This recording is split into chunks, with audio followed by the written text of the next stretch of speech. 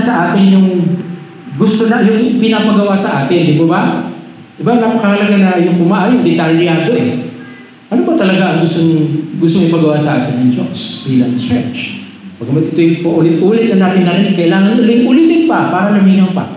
Para naalala ko po kasi isang ito ay medyo comedy. May isa doon pong kumuha ng kasambahay. Kasambahay, galing probinsya yung kasambahay, no? Babae. So, ang pangalang kasambahay, Inday. No? Inday. So, nasa Maynila yung bahay.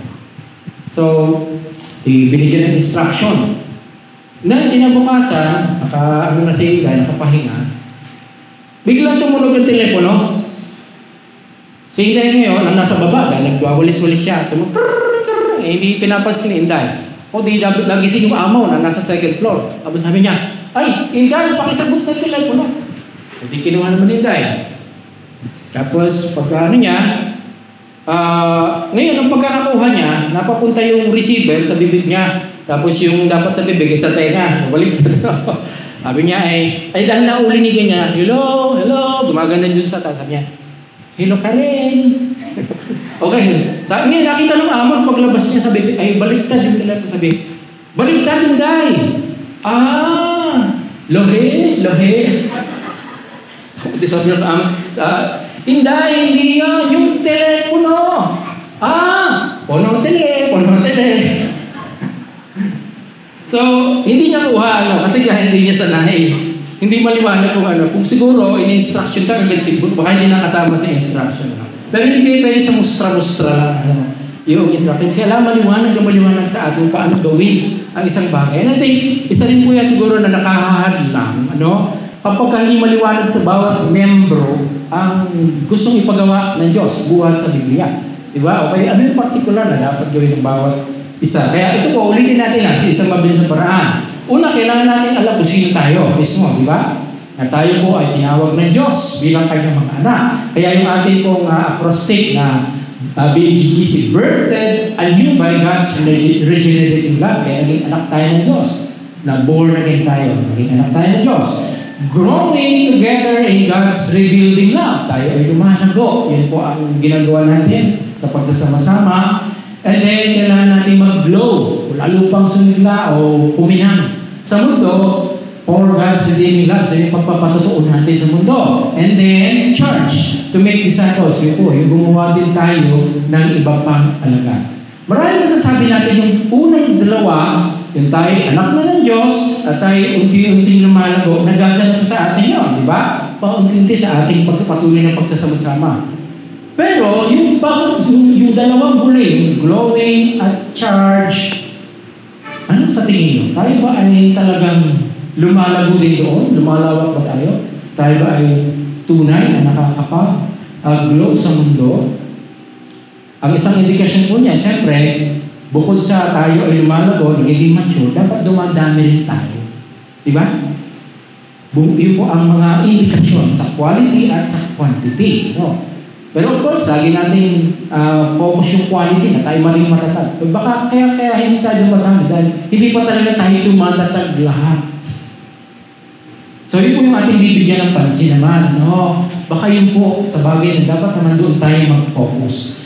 Kaya sa oras kong ito, konti na lang po. Ano ba, yung masasabi ko po yung dalawang huli ay patungkol po sa evangelism and discipleship. Yung ating paglabas, pagbabahagi ng salita ng Diyos, yung glowing, at yung patuloy na paggawa ng mga disipulo. Kaya evangelism and discipleship. Tandaan mo ito, date na ito, na ating muling titingnan ano ba ang gusto ng Diyos na maganap sa ating bilang church. Nakatulad din naman para sa iba pang mga church. Halimbawa, may illustration po ako. Halimbawa, may pabrika ng sapatos na ipinatayo ang isang mayamang may-ari. Ngayon, alam natin sa mga negosyo, pabrika, kailangan siyempre na pera para tuloy-tuloy kasi magkakaroon dyan ng mga manggagawa, kailangan suportahan. Kailangan ng oras at lakas ng tao. Yun po yung mga resources, di ba? Para mag-operate yung pabrika. Pero halimbawa, after ng Siguro, 6 na buwan, pagka maitayong na, tapos may mga nagbubulat na. So, iniisip na may-ari, bibisita na ako. So, ano kung inaasahan ng may-ari na makikita niya ng mga produkto doon sa kanyang pabrika? Paano kung wala siyang nakita na sapatos? Di ba? Paano halimbawa ang nakita niya ay leather bag o kaya ay mga belt? Teka, hindi naman ito ang aking pinagpagawa. Ito ay pabrika ng sapatos Una.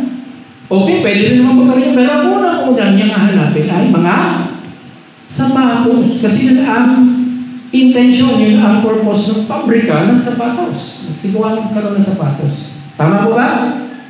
Yan. Ganyan po naman. Paano halimbawa, lagyan natin ng cruise yung pabrika niya. Okay. At naging charge, halimbawa, iglesia. Pero pareho din di ba ba? Ang resources na kailangan sa church. Kailangan din ng pera at oras at lakas ng mga tao. Dahil tayo po kumikilos. Kailangan pera para sa operation ito, pagsuporta sa mga manggagawa, sa mga kailangan sa church, tuloy-tuloy yan. Pero naman ang inaasahan ng Diyos kasi siya ang may-ari ng church na lumabas sa iglesia. Mga sapatos po ba? Hindi naman sapatos. Mga alagad ni Jesus. Yan po ang kailangan na lumabas. Mag-produce ng church.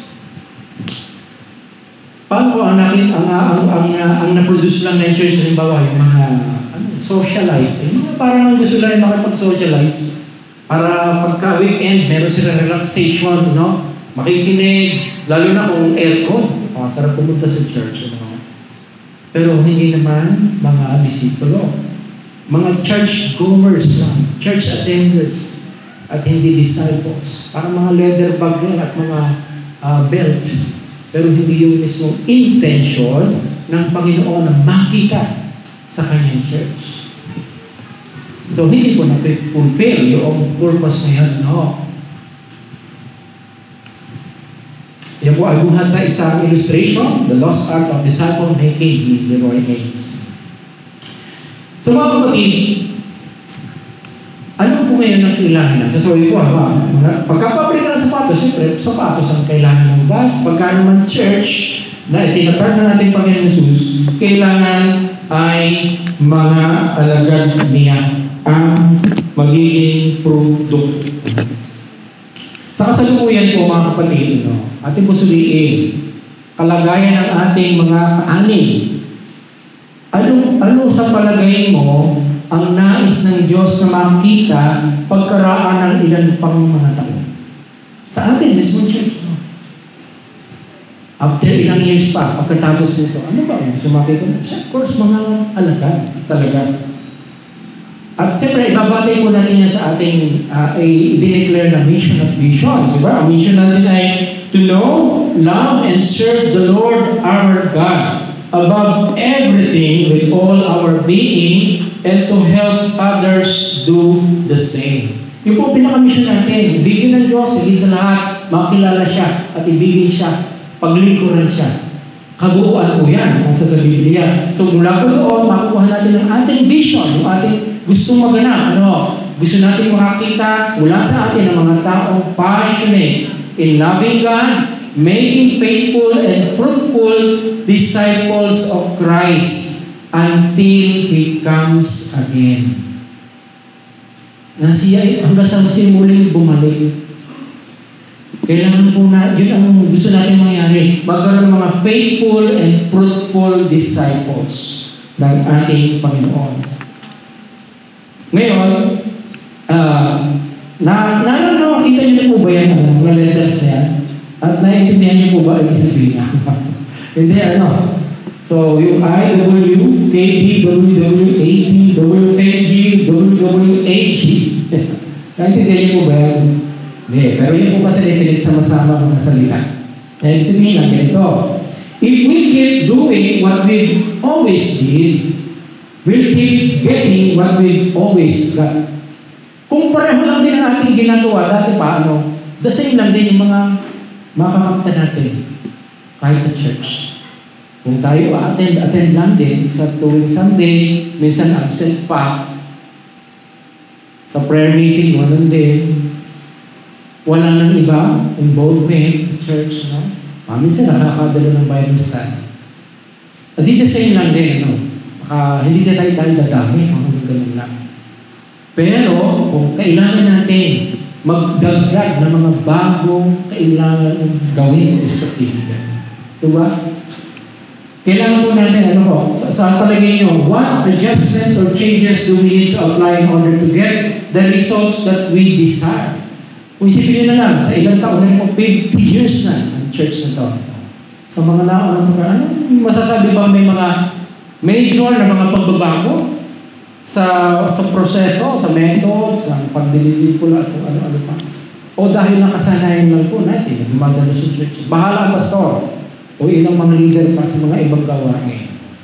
At hindi kasama yung bawat individual para sa pagtataguyod ng ministeryo. Pagka po ganoon, siyempre, wala po talaga tayo maasahang pagbabago.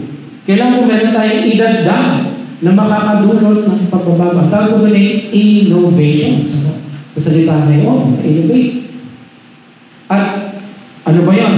Una, sa akin po nakikita bilang pastor, dahil ang focus po natin evangelism at discipleship, establish a clear and workable system of church discipleship process fitted for the church.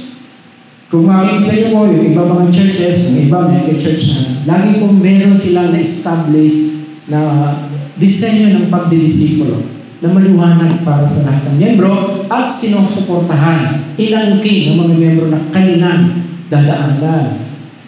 Pangalawa, establish an effective monitoring system of church programs on each member's discipleship progress. Ako, maaaring meron ng church discipleship process, pero yung pag-monitor kailangan din. Di ba?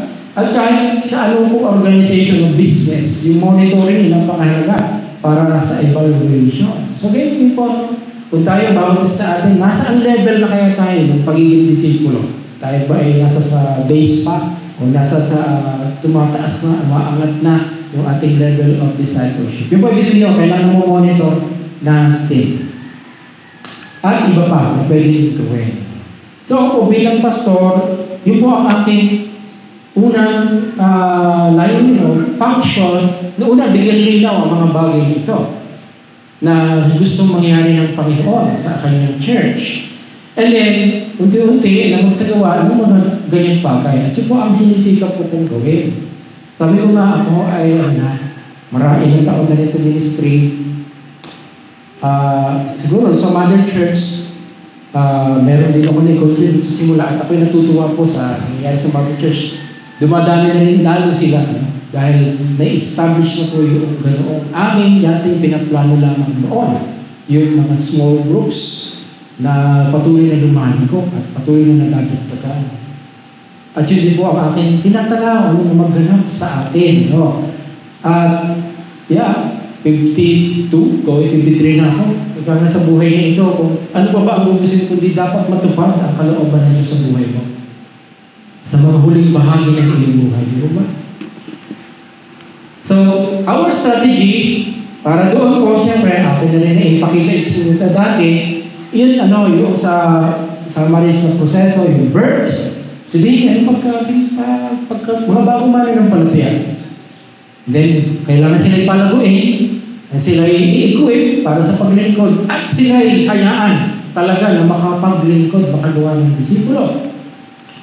At sa inyo, yung makita natin dati na nasa sa tarpaulin natin, dati ko rin na bigyan natin yan, patuloy lang po natin i-emphasize yan sa mga susunod pa para mag-sink in sa ating kung ano talaga dapat natin gawin. Yan po yung proseso na, yan po ay hindi isang masasabing model, kundi principles po yan.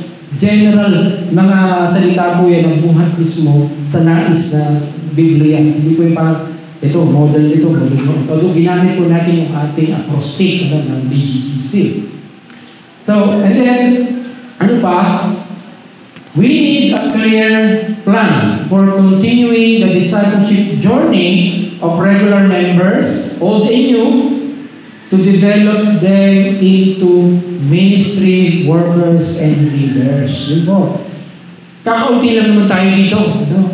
Kaya lahat na ito para sa lahat na magiging mga manggagawa, sabihin, tagapaglingkod, at magiging mga tagapanguna. Yan po ang nais ng Diyos na maging tayo bilang kanyang mga lingkod. Ibig sabihin niya, we need a network of discipleship journey groups. Network, mahalaga po ngayon, yung tinatawag mga network. Kasi yung po isang strategy para mapadali yung ika nga ay pagdami o pag-monitor. Yung kang alam ko mga network na yun sa mga business, diba? Parang pyramid. Mayroong leader, tapos may mga member. Yung mga member, may mga kanyang pinag-uunahan. So, ganun po. At yun po ay applicable po sa lahat ng mga businessman, organization, at kahit sa church. Halimbawa, ang sabi po ng ating Panginoon Jesus ay, ni Apostol Pablo, ay ganito, You therefore, my son, yun po sa 2:2 na sabihin niya, ay be strong in the grace that is in Christ Jesus. Yung mga bagay na natutunan mo sa akin, ituro mo sa iba na mga mapapagkatiwalaan, makapagtuturo din naman sa iba. So, ibig sabihin yung idea ng pagpapasa at pagdami ng mapapasahan. So, halimbawa, isang tao, pastor, Tapos, ang pastor ay kanyang tinutuluan, kanyang mga piniling mga membro na para sila ay maipasa sa kanila yung mga nalalaman patungkol sa pagdidisipulo o sa kalooban ng Diyos. And then, so, sabihin, nadudunan siya, may leadership yan po, ay pwede masabi na isang small group. And then, yung bawat isa ay, ang layo nila ay makagawa din, o parang magpito sa una. Ayun ay sample number lang. Halimbawa, yung babae at lalaki ay kumuha rin ng kanilang mga sariling grupo. So, hindi na lang kasi dyan. Pero sabihin, halimbawa, lahat yan ay meron. Pag doon sa level na yun, sa second level ay 43. Pag pibilan natin lahat yun.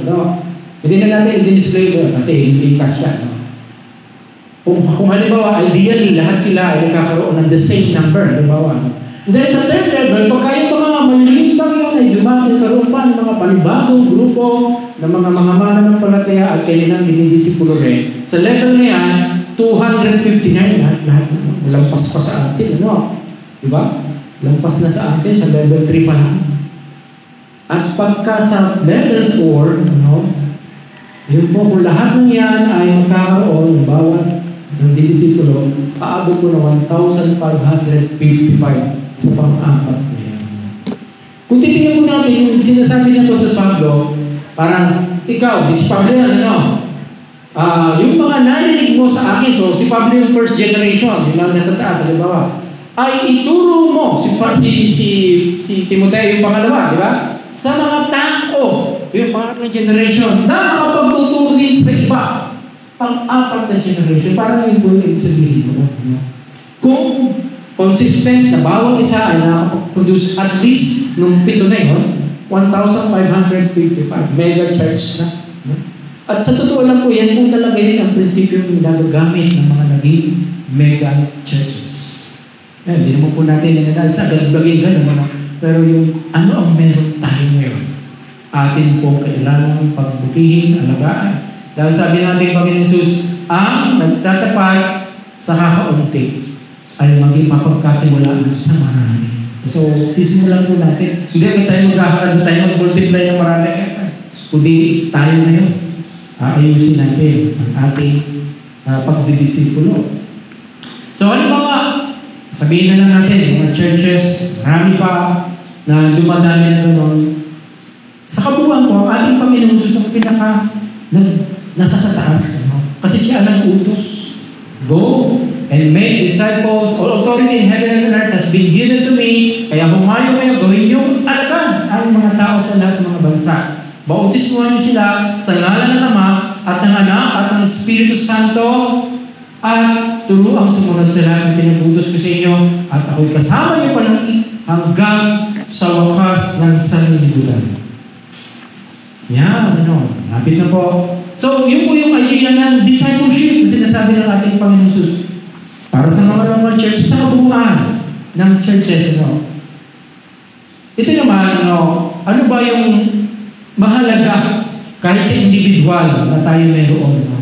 Yung si Kristo ang sentro ng ating buhay. Halimbawa, tayo yan, buhay natin. And as a church, si Kristo dapat ang sentro. And then, ano mo yung mga ministry na ating ginagawa? Ministry ng worship. Yung prayer din, no? Worship sa Panginoon, yung pagsamba, yung ministry ng instruction o pagtuturo ng salita ng Diyos sa isa't isa. Ganun din yung ministry ng fellowship o pagkipag-ugnayan natin sa isa't isa.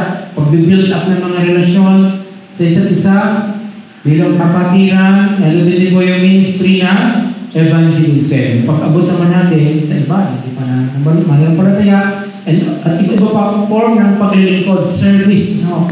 Sa mananampalataya ng hindi.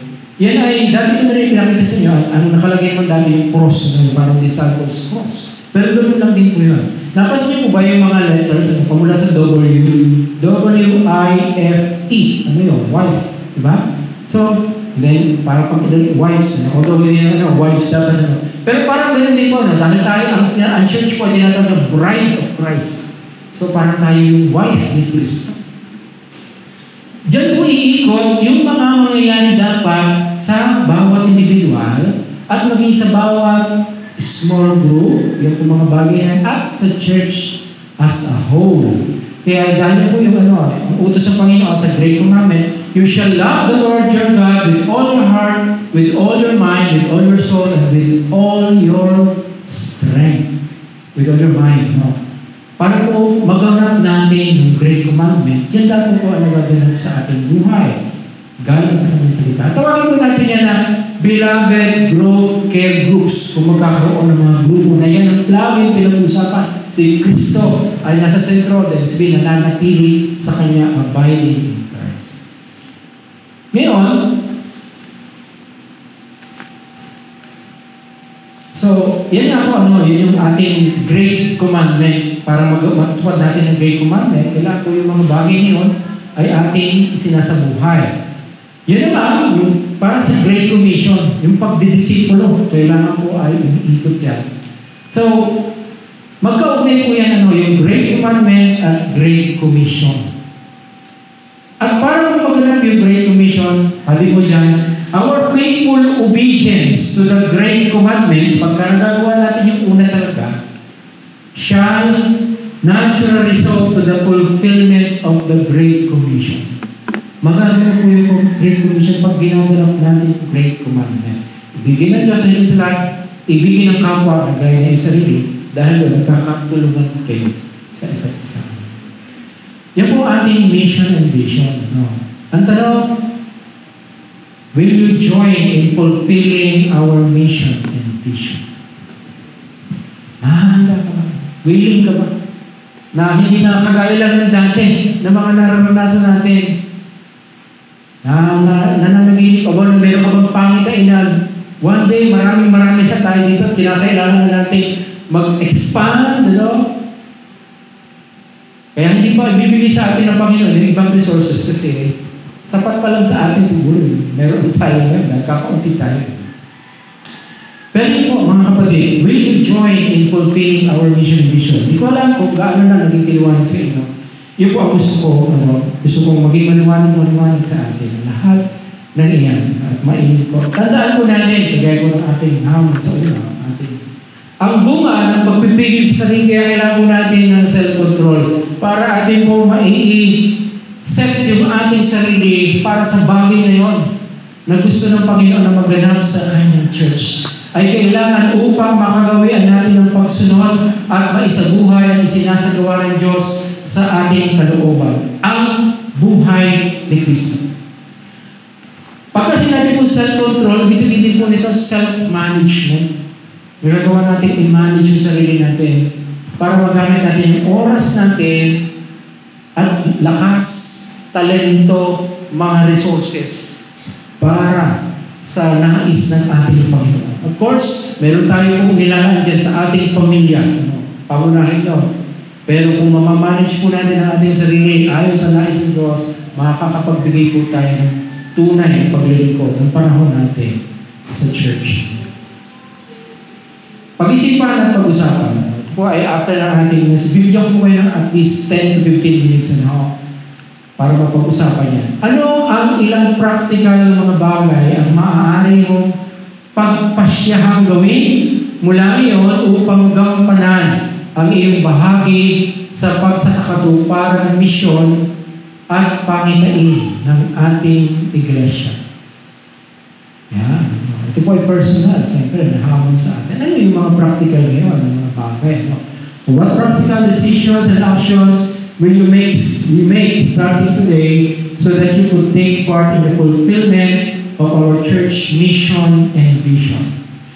Dahil po dyan, dahil po may 5th Sunday sa March ngayon, June, So, siguro, inisip ko sa halip na yung sa mga fellowship groups natin, gagawin po natin yun na Evangelism and Ministry Sunday. Sabihin, magiging ministry fair po yun. Gagawa po ako ng draft ng program para doon na nakatuon po dyan. Primarily, sa pagsasagawa talaga natin ng ating mga small groupings. So, yun po, i-announce ko rin po yung patuloy. Pero yan po ang hamon sa atin.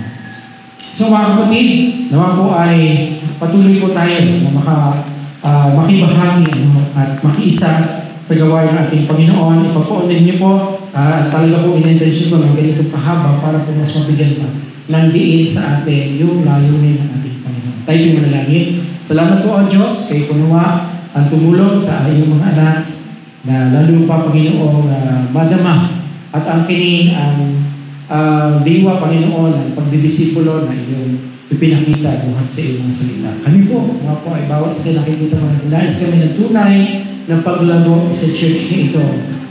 Ngayon, sa panibago dito kami ng aming ministeryo, pagkatapos ng 50 taon, mga po, mga susunod mga araw, mga taon, ay maging tunay na taon ng paglago, pamamunga, at pagbibigay ng paralan sa iyo. Pagpalain mo pong bawat isa sa kanilang kalagayan sa pangalan namin Panginoon Jesus. Amen. Thank you po. Pagpalain natin.